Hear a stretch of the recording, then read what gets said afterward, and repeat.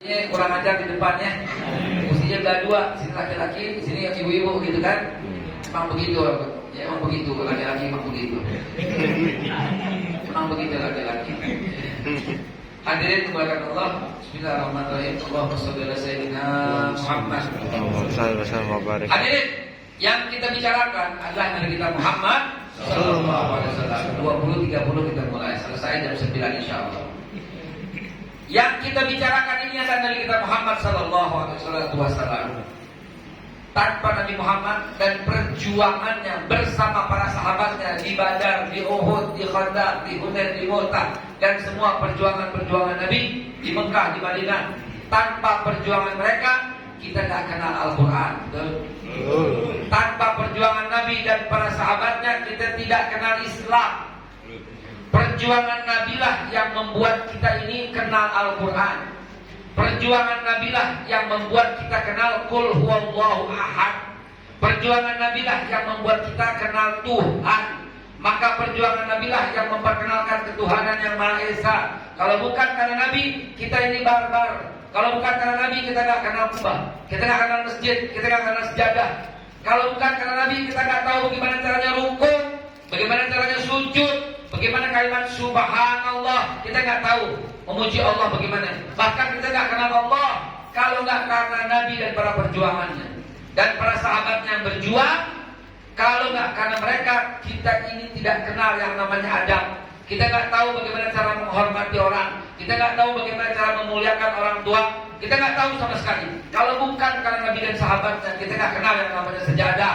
Kita nggak kenal yang namanya sorban, kita nggak kenal yang namanya imamah, kita nggak kenal yang namanya kopiah. Kalau bukan karena Nabi, bahkan Allah sendiri yang berfirman dalam hadis qudsi, kalau bukan karena engkau, kalau bukan karena engkau, kalau bukan karena engkau ya Nabi, 3 kali laulaka, ma khalaqtul aflaki. Tidak aku ciptakan langit bumi serta seisinya.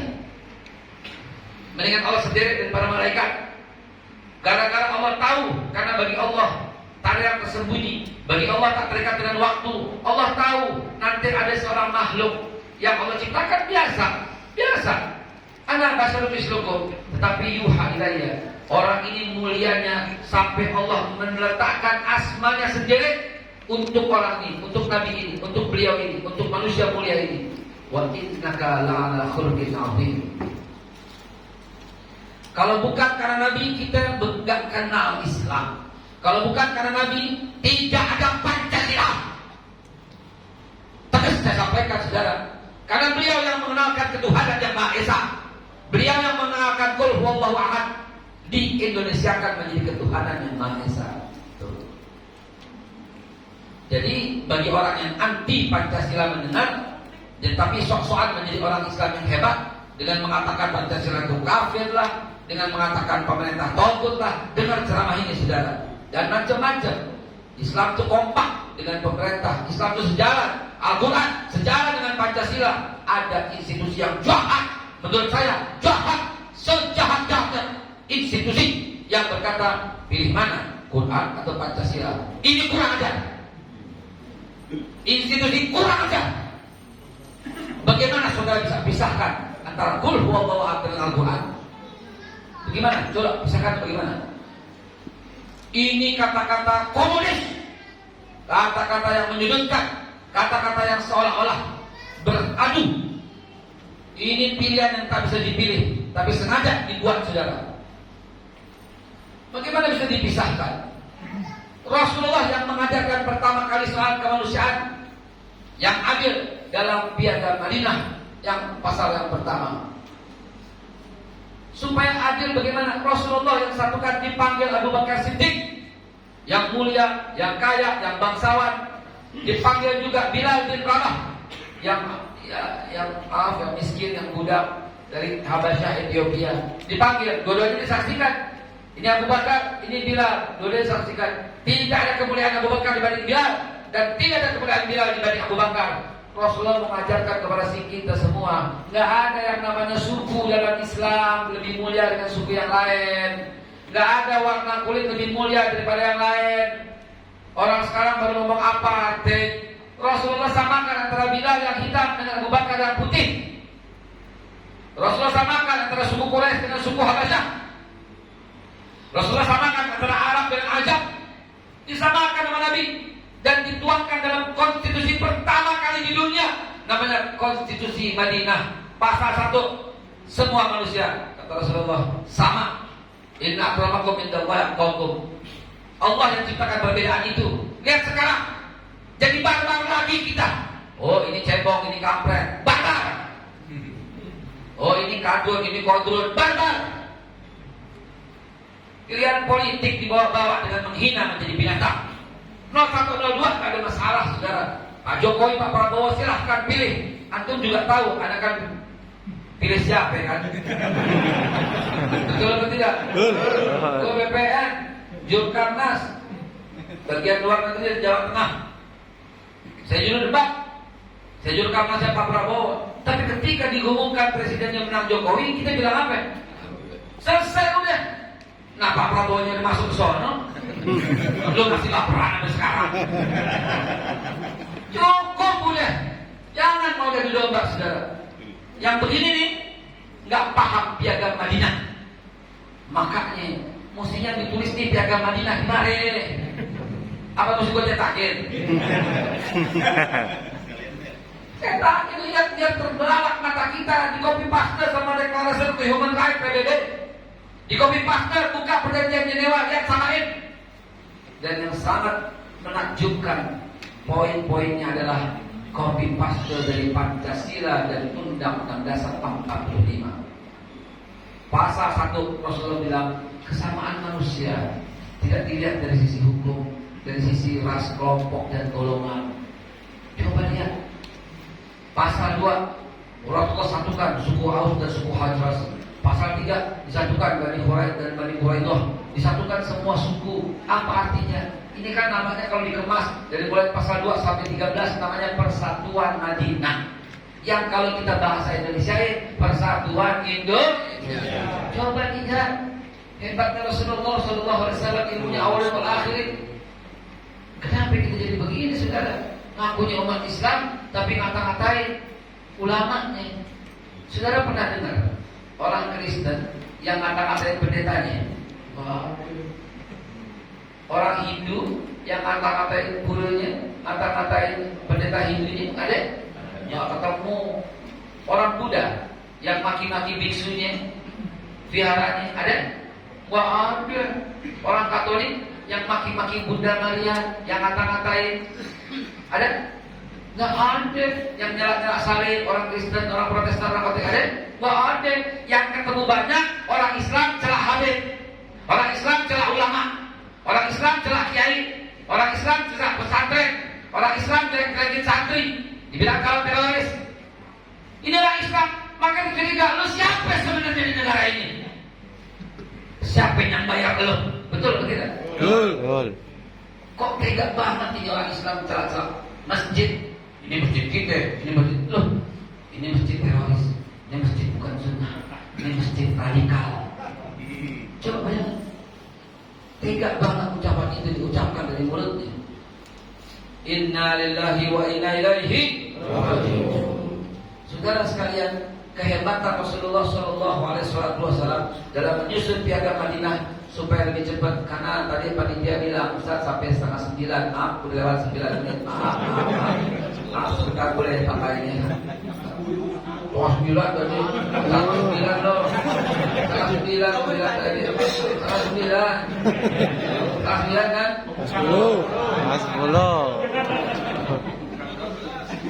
Nih, saya bacain piagam Madinah edisi lengkapnya. Saya bacain, rekam baik-baik.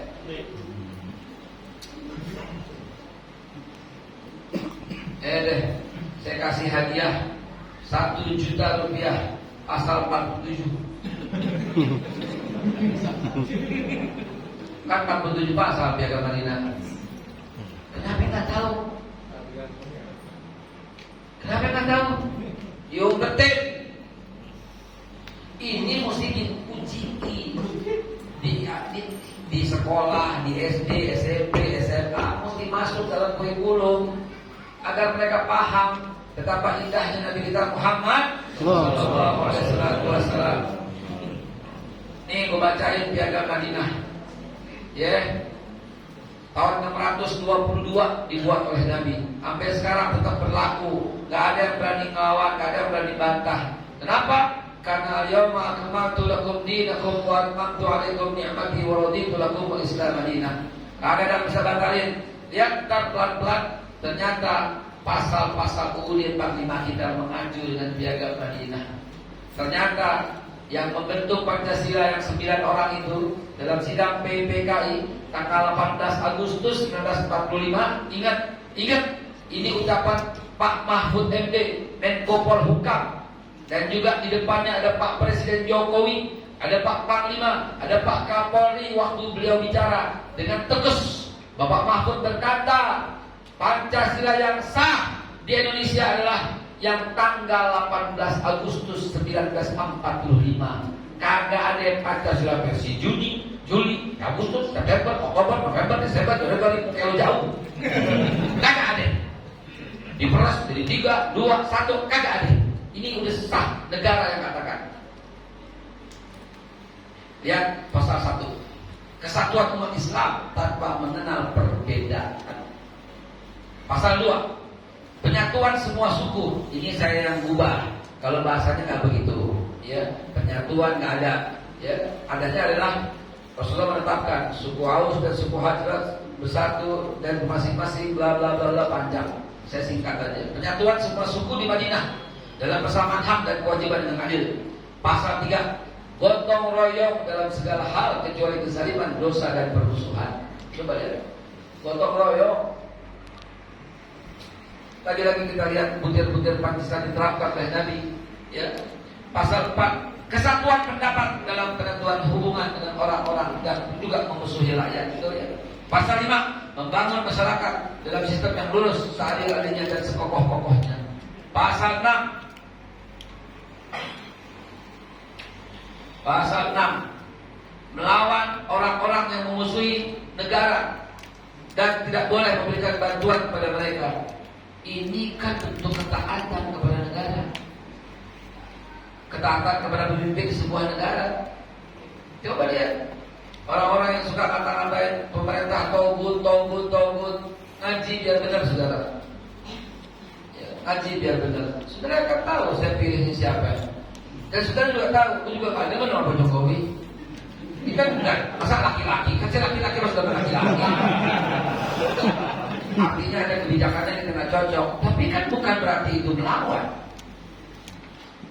Itu kan kritik yang membangun. Sah-sah saja dalam negara. Ya. Pasal 7. Melindungi setiap orang yang hidup berdampingan dengan kaum muslimin dan tidak boleh berbuat zalim dan aniaya. Pasal 8. Umat non-muslim, ini Nabi yang bilang, ingat, umat non-muslim bebas melaksanakan agamanya. Mereka tidak boleh dipaksa masuk Islam, tidak boleh diganggu harta bendanya dan kehormatannya. Shallallahu ala Nabi Muhammad sallallahu alaihi wasallam. Tampilkan dipajang biar paham begitu umat Islam melindungi dan menghormati yang minoritas. Bayangkan, ya Allah, kalau antum baca sejarah sebagaimana apa yang saya baca, ini kan kami buat tahun 622. Ya, di sebelah barat ada Raja Manggus, ada Raja Najasyi. Itu semuanya harus Protestan. Kalau nggak dibunuh atau suruh keluar dari Habasyah. Di utara itu ada Heraklius. Kalau nggak sama dengan agamanya Heraklius, dibunuh atau diusir. Di sebelah barat itu ada Persia, agamanya Majusi. Kalau nggak beragama Majusi, dibunuh atau keluar dari Persia. Tapi Rasulullah bilang apa? La ikraha, tidak boleh maksa.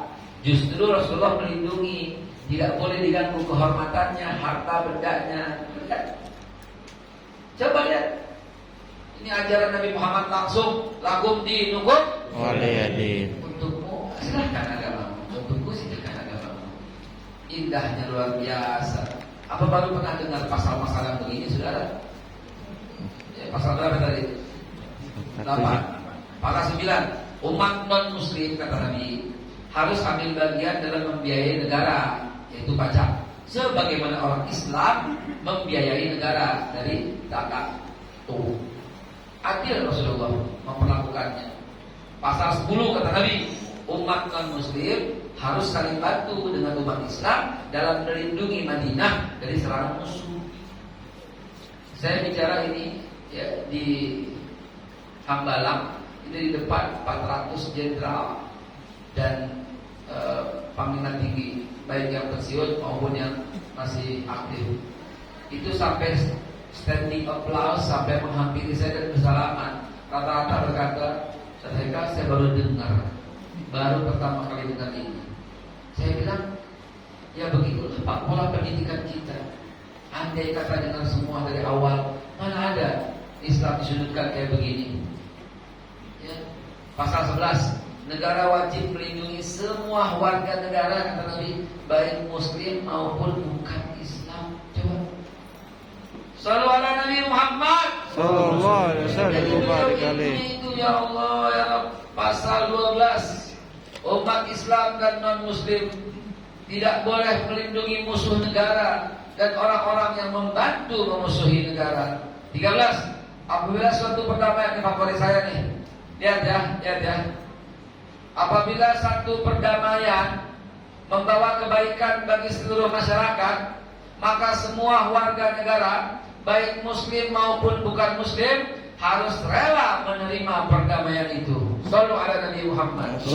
Bayangkan, ini pernah kita lakukan tanggal 28 bulan Oktober tahun 1928.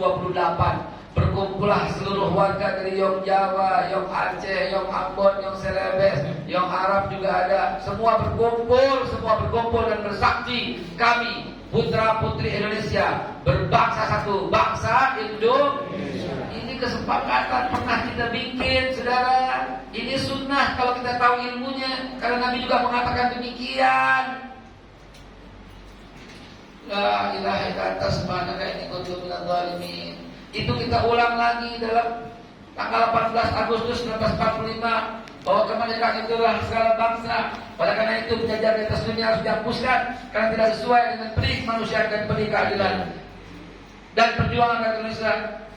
Telah sampailah pada saat yang berbahagia dengan selamat sentosa mengantarkan rakyat Indonesia ke depan pintu gerbang kemerdekaan Indonesia merdeka, bersatu, berdaulat, adil dan makmur. Atas berkat rahmat Allah yang Maha Kuasa dan dorongan dan yang luhur, supaya berakibat kebangsaan yang bebas, maka ini dinyatakan kemerdekaan Indonesia. Kemudian daripada itu, belum ke perpanjangan dah. Apa gue? Dia mau kelar. Dan kemudian untuk membantu sejahtera negara yang melindungi segenap tumpah darah Indonesia, memajukan kesejahteraan, mencerdaskan kehidupan bangsa, maka disuruh Tuhan sampai keadaan sosial untuk Indonesia. Ini udah kita lakukan. Terus mau lo apa? Coba itu.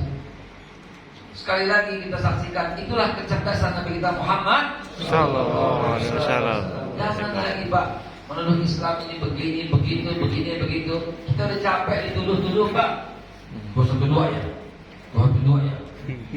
Saya katakan emang kenapa? Saya Pancasila. Emang lu yang Pancasila? Ngerti apa lo sama Pancasila? Saya pernah tampil 4 Pak. Waktu zaman itu saya pernah tampil 4. Ya, zaman Pak Harto saya pernah tampil 4. Coba. Tahu apa saudara? Lo datang aja ke rumah Ronda. Permisi, Ronda. Yang jawab apa? Anjingmu yang jawab itu Pancasila. Saudara, 212 dipojokkan terus. 212 ya. Mau lihat dong. Ini nih ada WA-nya nih, bocoran kepada saya. Tadi ada yang mengundang ente. Terus kata pengurus masjid, jangan deh, sampaikan 212.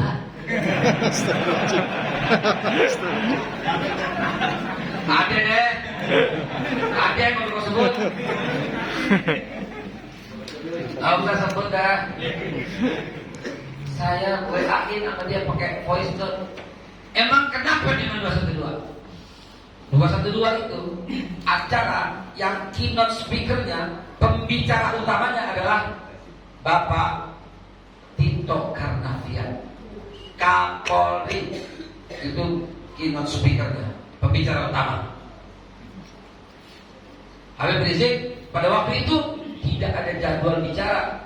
karena bicaranya dari ulama, itu adalah agib dari anggota dari pemerintah Hidayat Nur Wahid sebagai ketua DPR, dari doa Kiai Haji Arifin Ilham, dan khotib Jumat ditutup dengan Kiai Ma'ruf Amin ketua MUI.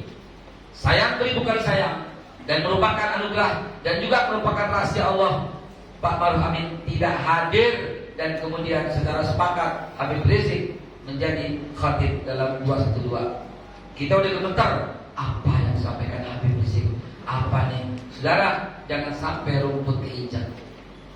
Saudara, jangan sampai ranting pohon jatuh. Saudara, jangan sampai terganggu orang-orang yang tidak ikut. Saudara, tetap lindungi saudara-saudara kita yang beragama Kristen. Subhanallah, ternyata hujan gerimis dan ada satu pasang keluarga yang lagi mau nikahkan anaknya di katedral di gereja. Yang buka jalan siapa? Kita buka jalan. Gerimis kita payungin, desek-desekan kita buka pagar betis. Kita buka pagar betis dari tempat mobil dia sampai ke gereja katedral, saudara. Kita tungguin, takut pulangnya, desek-desekan kita tungguin. Dan gak lama habis jadi nikah di katedral, keluar kita payungin lagi sampai ke masjid. Lalu sekarang dikatakan 212 radikal. Bacot loh yang radikal.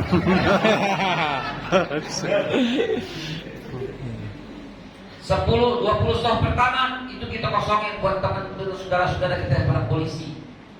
20 soft kemudian berikutnya kita kosongin buat bapak-bapak TNI. Kenapa? Karena Pak Jokowi hadir dalam 212. Betul?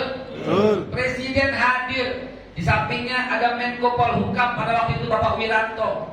Di sampingnya ada Bapak Kapolri pada waktu itu Bapak Tito Karnavian. Di sampingnya ada Panglima pada waktu Jenderal Gatot Nurmantio. Lihat para jenderal hadir, para panglima hadir, para menteri hadir semua. Kok lu bilang acara radikal? Coba Pak Jokowi presiden kita sendiri itu membanggakan 212 dalam pada waktu berjumpa dengan para investor dari Australia yang mengatakan aman Indonesia. Itu contohnya demo sebegitu banyaknya untuk menuntut keadilan. Yang kalau Habib Rizik sedang pegang mimbar, misalnya bakar, hangus nggak sampai hangus apa tidak? Tapi beliau katakan kucing aja jangan sampai ketendang, daun sampai jangan sampai keinjak. Coba lihat. La ilaha illa anta subhanaka inni kuntu minadh dhalimin. Bentar kenapa punyanya posisi dua ya? Ya, balik lagi sekarang ya, balik lagi ya, biar gak ada masalah. Kesian panitia, ngapain ngundang dia gitu. Tinggal 6 menit lagi menuju jam 9. Hadirin dimulakan Allah, saya belum cerita, ini baru pembukaan 8. Nabi kita Muhammad sallallahu alaihi wasallam. Stop, balik lagi. Ini live apa enggak? Live. Wah, kena lo deh. Masjid Kuba Al-Majid mengundang ceramah radikal. Heboh. Begitu dengar ceramahnya, bagus juga. Yang panas itu komunis. Dengan ceramah ini yang panas itu tukang adu domba. Islam sejalan Pak dengan pemerintah. Nah kita bikin acara di support habis-habisan sama pemerintah waktu itu. Lalu saya katakan Quran sama Pancasila sejalan. Saya katakan di mimbar ini Nabi Muhammad bentuk konstitusi Madinah sejalan dengan UUD 45. Kata dia ya, saya nggak bacain semuanya. Kesamaan dalam hukum ya, pasal 12, pasal 12, 13, pasal 14, 15 semua warga negara sama. Equilibrium before the law, pasal 27. Ayo, pasal 7 tadi yang saya baca apa? Tidak boleh dipaksa dalam agama. Pasal 29, UUD 45, negara menjamin kemerdekaan tiap penduduk. Kemudian sejalan. Maka Islam cocok dengan Pancasila. Islam Quran cocok dengan pemerintah. Selalu ada yang adu domba di sini. 2 hari setelah perayaan peringatan acara 212, tiba-tiba dibikin lagi sama orang 214. Lalu teriaknya apa? Saya Pancasila. Emang bukan kan?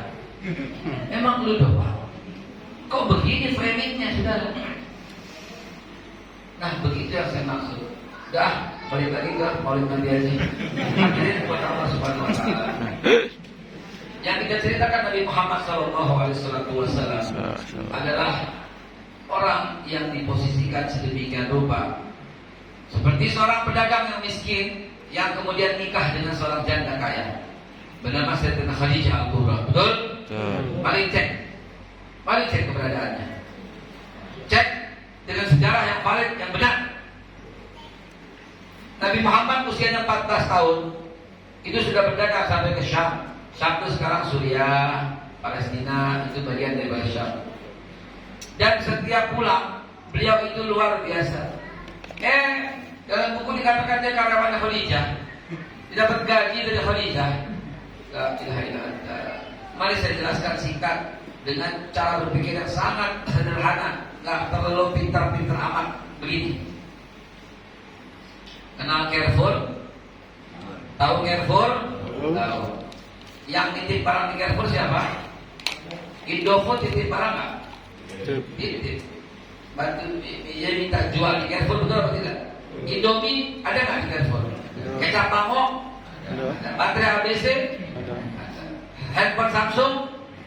AC Samsung? Ada. Semua ada. Semua titip barang di Carrefour. Paham sampai di sini? Titip barang. Ya. Yakult ada? Minuman? Fanta, Coca-Cola, Sprite ada? Apa namanya? Mereka titip barang di Carrefour. Artinya apa? Carrefour adalah wholesaler. Oke, paham sampai di sini? Paham? Nah, Rasulullah itu Carrefour yang berjalan. Sekali jalan bawa 200 ekor unta yang di situ titip barangnya Khadijah, titip barangnya Abu Bakar, titip jual barangnya Umar bin Hisham, Abu Jahal, Abu Lahab, titip barang punyanya Abu Sufyan, titip barangnya punya Abdurrahman bin Auf, titip barang. Siapa yang hebat? Siapa yang gagah? Siapa yang berani menembus perjalanan malam hari sampai ke Syam, umur 14 tahun, membawa 200 ekor unta? Sallu ala Nabi Muhammad Sallallahu alaihi wasallam. Dan kurang ajar bilang miskin. Dan ketika usianya 25, catat baik-baik dan bayangkan di kepala Anda. Ketika usianya 25 tahun, Nabi sudah punya pembantu 23 orang untuk mengurus ternaknya. Kira-kira kaya atau miskin kayak banyak? Lalu dari mana sumber yang mengatakan Nabi orang miskin dan menikah dengan janda kaya? Selain itu, Biang Kerok, Dr. Abdul Ghafur, Snogul Kronya, orang Belanda yang pasang jenggot yang udah mati. Memang betul, pakai sokok, pasang jenggot, pakai sarung, fotonya jahat dan menjahati umat Islam, saudara. Sudah, ya. Lalu kemudian Nabi diposisikan sebagai orang miskin, padahal dia kaya raya. Di usia yang ke-25 tahun, siapa yang akan tertarik dengannya? Dengan kekayaan yang super kayak begitu, siapa yang akan tertarik? Seorang yang kata para sahabat menceritakan kalau dia berdiri, dia lebih tinggi dari yang lain. Kalau duduk, dia lebih tegap dari yang lain. Kalau berjalan, dia lebih cepat dari yang lain. Tenaganya lebih hebat dari 40 orang-orang dewasa. Kalau dia senyum, harum semerbak seluruh ruangan. Kata Sayyidah Aisyah, suamiku dahinya rata, matanya itu jernih, alisnya tebal seperti semut terkiring. Beliau tak memelihara ada kumisnya, dan dia memiliki jenggot yang rapi. Dadanya bidang. Kata Siti Aisyah, Rasulullah memiliki bulu dada yang halus, yang kemudian menyambung seperti semut beriring sampai ke pusarnya. Kata Abu Hurairah, aku pernah lihat Rasulullah membuka bajunya, maka aku lihat ketiaknya Nabi putih bersih, tak ada selembar bulu pun di dalamnya. Kata Hafsah binti Umar bin Khattab, aku istrinya juga, aku tak sengaja melihat Rasulullah diganti baju. Aku lihat perut Rasulullah seperti kertas yang dilipat-lipat kemudian dibuka, seperti batu yang tersusun rapi. Sallu ala Nabi Muhammad. Sallallahu alaihi wasallam. Ada manusia lebih makhluk yang lebih indah daripada beliau. Nabi Yusuf tampan, tapi masih bisa dipandang, walaupun itu bisa mengiris-iris tangan wanita yang memandang tanpa terasa. Masih bisa dipandang. Tapi Nabi Muhammad tanya sahabat yang terdekat, Abu Bakar Siddiq, bagaimana rupanya Nabi? Apa kata Abu Bakar? Kami para sahabat hanya mampu melihatnya dari jauh. Begitu mendekat, dan mendekat, kami tertunduk karena belum pernah kami lihat makhluk yang lebih indah yang pernah Allah ciptakan ketika Nabi Muhammad Sallallahu Alaihi Wasallam. Kami ingin bertanya kepada Abu Hurairah, wahai Abu Hurairah, bagaimanakah rupanya Nabi? Abu Hurairah balik bertanya, wahai sahabat, pernahkah engkau melihat matahari? Tentu nggak pernah. Itulah Nabi. Kami cuma sanggup melihat dari jauh, tapi begitu dekat kami nggak sanggup. Seperti cahaya yang tersilau, nurun ala nur, cahaya di atas cahaya. Itulah Nabi kita Muhammad Sallallahu Alaihi Wasallam. Di usianya yang ke-25, kira-kira wanita mana yang tidak tertarik dengannya? Kalau beliau mau, berapa puluh wanita yang dia mau? Kalau dia ingin, berapa ratus? Karena Heraklius adalah seorang raja, punya istri 600 orang. Di Asia, ya, Mongol itu punya istri 900 orang. Jadi kalau membandingkan apple to apple ya begitu. Nabi juga raja di Madinah, Nabi juga pemimpin di Madinah, Nabi juga memimpin satu negara di Madinah. Mereka juga memimpin, tapi Nabi tidak demikian, saudara. Sampai kemudian di usia ke-25, Khadijah Al-Kubra datang melamarnya. Maaf, saya koreksi, saya ralat. Bukan melamar, tapi mengajukan diri untuk menikah dengannya. Usianya 40. Jangan pikirin tua. Baca sejarah.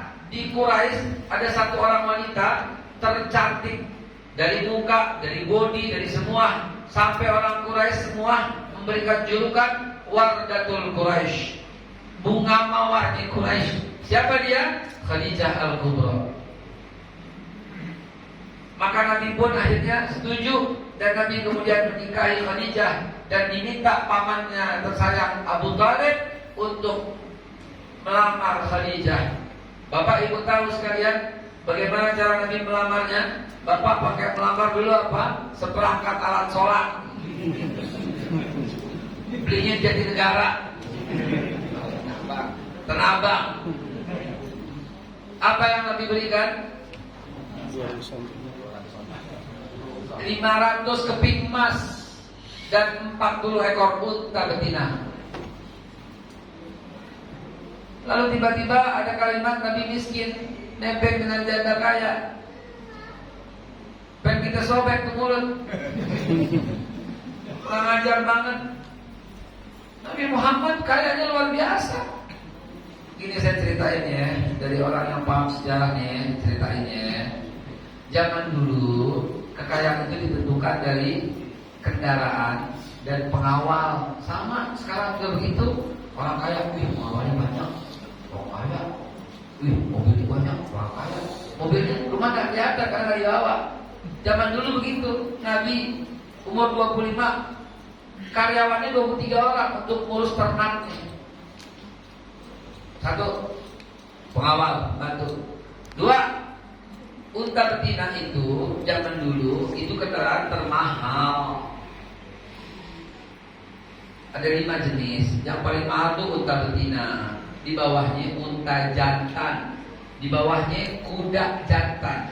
Nomor 4 kuda betina. Yang kelima keledai. Ini urutan kendaraan paling mahal. 1 ekor unta betina sama dengan 3 sampai 7 unta jantan. 1 ekor unta betina. Karena bisa susunya bisa disewa untuk dikawin dengan unta jantan punya orang, anaknya diambil, bisa dihias, bisa disewa dan seterusnya. Itu unta betina. Jantan nggak mau. Nah ini mahal. Kalau zaman sekarang kendaraan kalau kayak di Madrid yang pertama apa? Lamborghini, Ferrari, Rolls Royce itu grade 1. Di bawahnya Alphard, Audi, Baby Benz, Mercedes, BMW itu level 2. Level 3 nya itu adalah Fortuner, apa itu dan sejenisnya. Yang level 4 itu Kino, Avanza, Xenia, Ceria, Sigra. Yang paling bawah ini Bemo, Bajai. Ini level 5 kendaraan. Maka kalau kita punya akal yang sehat, kalau mau apple to apple, dulu sama sekarang bandinginnya begitu. Kendaraan zaman dulu kan unta betina. Maka kalau diukur sekarang, mas kawin Nabi untuk Khadijah 40 mobil Rolls Royce. Ya, siapa yang berani? Siapa yang berani? Hatta Pangeran Charles kasih Mak Lady Day cuma 1 cincin belian doang, yang berwarna biru. Coba. Ini Pak, ini yang mesti diangkat ya. Anak kita tuh kagum betapa hebatnya Rasulullah. Rasulullah nggak miskin Pak, cuma beliau memilih hidup miskin. Lihat, baca hadis yang detail. Datang pulang ke rumah, tanya Siti Aisyah, Aisyah, gimana teman kambingnya kemana? Aku sedekahkan 99 ekor. Tuh, sekali sedekah 99 ekor kambing. Beliau nggak miskin, beliau memilih miskin. Lagi sholat, ada emas yang belum dibagi-bagi sama Nabi. Lah, kita baju bekas. Nabi kaya, beliau memilih miskin. Beliau berdoa untuk tetap miskin. Harta berlimpah, bagi sampai habis. Begitu saudara. Jangan lagi bilang Nabi miskin. Jangan. Apalagi Nabi disebut keturunan budak dari Siti Hajar. Siti Hajar anak raja. Ini saya cantumkan di buku saya 165 kitab saya masukin kemarin. Gak satu pun yang bilang Siti Hajar itu budak. Ibnu Hajar al-Asqalani gak berkata demikian. Ibnu Katsir dalam kitabnya Qasasul Anbiya gak demikian. Tarikh At-Tabari jilid ke-16 gak demikian. Kagak ada yang bilang Siti Hajar budak. Semua sepakat Siti Hajar yang menikah ya, yang punya anak Ismail setelah menikah dengan Ibrahim itu adalah anak raja Hiksos. Ini di buku ini saya cantumkan semua dengan detail. Mohon doanya dan dukungannya. Buku ini saya mengajukan ke DPR supaya Pak Nadiem Makarim sebagai menteri bisa bertatap muka dan saya bertanggung jawab. Dia bilang saya mau luruskan sejarah supaya benar, gak ada itu Islam masuk ke Indonesia melalui pedagang mujarab dari India, gak ada. Perjuangan Nabi dan para sahabatnya, diutusnya keluarga Ibn Mas'ud tiba di Aceh, wafat di Sibolga 625 sampai 632. Ayo, Pak Jokowi sendiri pernah datang ke makam tinggi membanggakan di depan para anggota organisasi konferensi Islam pada waktu bikin OKI di Bandung beberapa tahun yang lalu.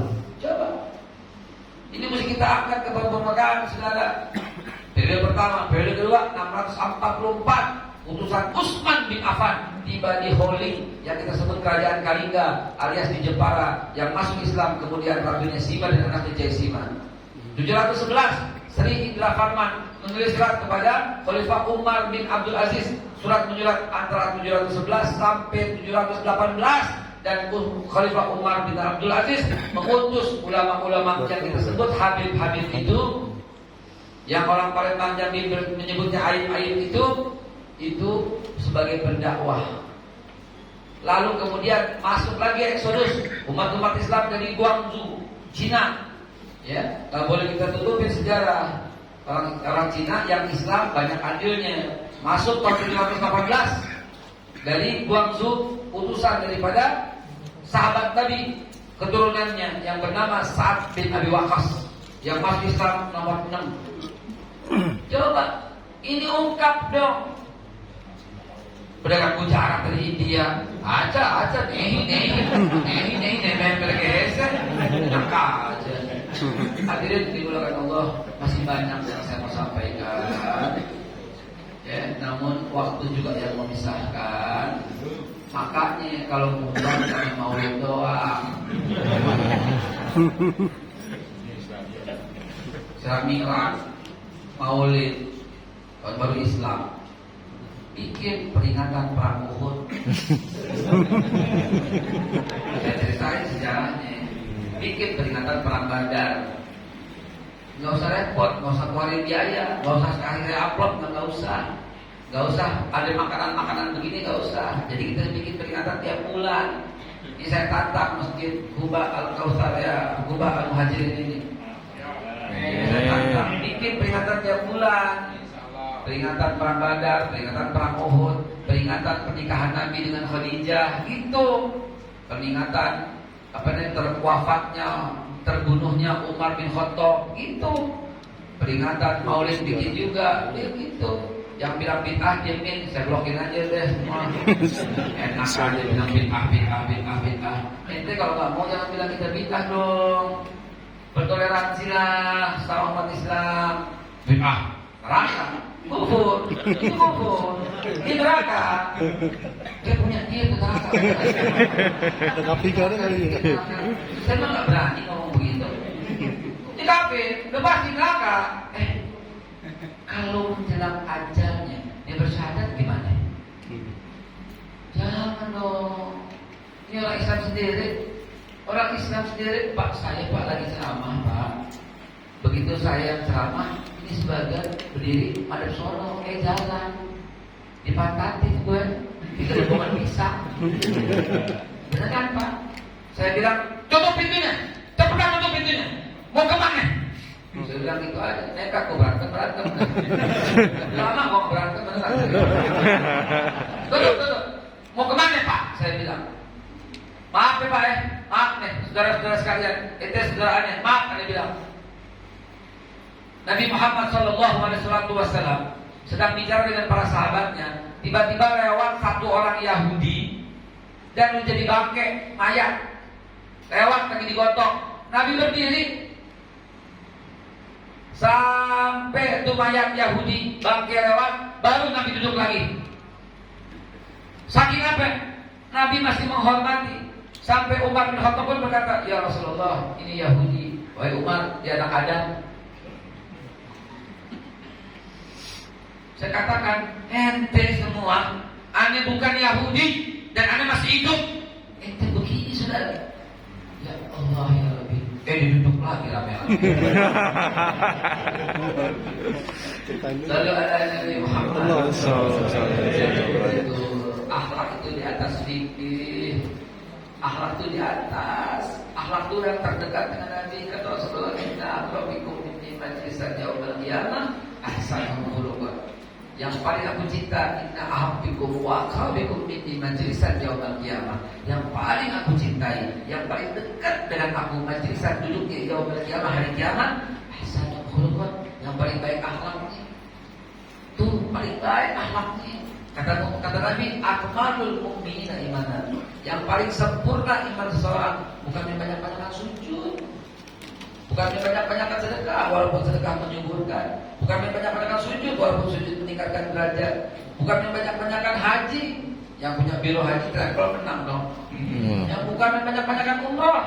Yang orang Mekah menang umrah bisa tiap hari. Tapi kata Nabi, akmalul mu'minina imanan. Yang paling sempurna iman seorang hamba ahsanuhum khuluqan, yang paling baik akhlaknya. Dan sebaik paling akhlak di antara kalian adalah yang paling baik dengan keluarganya. Ini bapak-bapak, barometer iman antum tergantung barometer antum memuliakan istri dan anak. Setuju Bu? Dengar baik-baik. Dengar baik-baik. Percuma peringatan Maulid Nabi kalau nggak bisa kita ambil hikmahnya. Hikmahnya Nabi memuliakan istri dan anaknya. Dan yang terbaik akhlak itu adalah di rumah. Santun, kalem, sopan. Bu, sebagai penutup jawab pertanyaan saya. Bapak-bapak jujur ya, betul. Begitu bilang kalau betul. Gimana? Betul. Ibu-ibu aja, gue pakai rok Pak. Betul gitu Bu, gimana? Salah, gimana? Ya cukup dua jawabnya ya. Bapak-bapak kadang-kadang di rumah suka marah-marah, betul salah?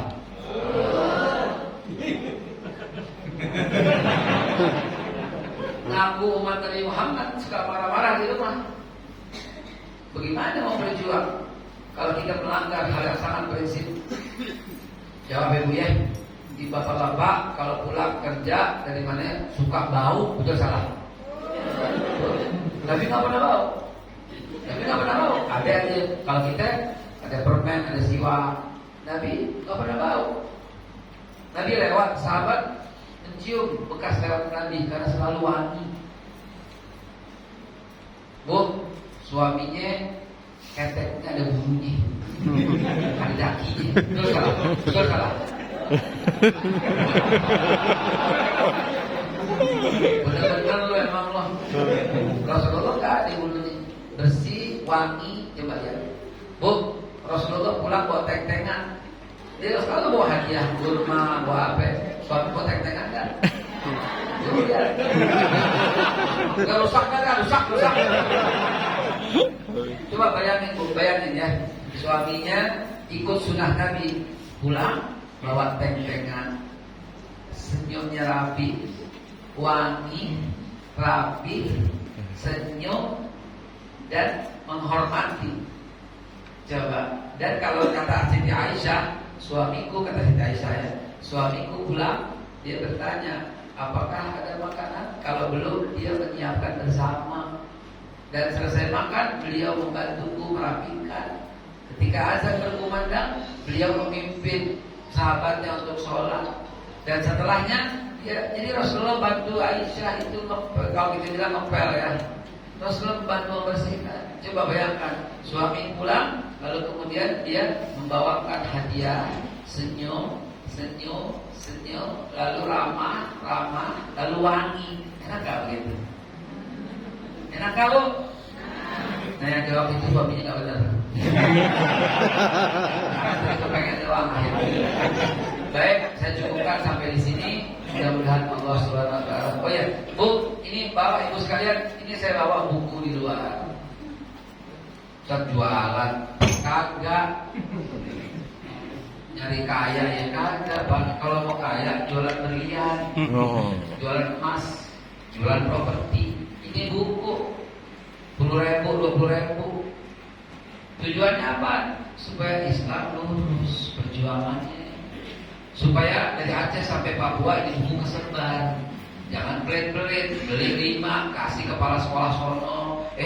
Teman saya ada guru nih, kasih hadiah. Saudara saya juga guru, kasih biar dia bisa ajarin muridnya. Bapak ikut berjuang di jalan Allah namanya. Itu gitu loh. Jadi astagfirullahaladzim, begitulah Pak, supaya ilmu ini berkembang luas. Jadi baca ya, dan sebar luasin. Boleh kan saya borong 5, kasih guru-guru di mana gitu. Sekaligus bilangin baca ya Pak, dan luruskan, selamatkan akidah anak-anak itu. Jangan pelit-pelit Pak. Beneran. Tadi doanya masih berlaku ya. Alhamdulillah wa yakum ajma'in. Saya minta maaf apabila ada kata-kata yang kurang berkenan. Apabila ada kata yang salah, sekali lagi saya mohon diampunkan, saya mohon dimaafkan. Itu kesalahan saya, kepeledoran saya, mohon dimaafkan. Karena itu kepeledoran saya, kekurangan saya. Kalau ada kata yang bagus dan lebih, itulah karunia daripada Allah Subhanahu wa taala sebagai buah daripada keikhlasan dalam berdakwah. Ya Allah, ya Allah, terima kasih, jazakumullah khairul jazaa kepada seluruh pengurus. Saya mohon sekali lagi, ya, a'adallahu wa iyyakum ajma'in. Billahi taufiq wal hidayah, wa la minkum, wallahu muwaffiq ila aqwamit thoriq. Billahi taufiq wal hidayah. Wassalamualaikum warahmatullahi wabarakatuh.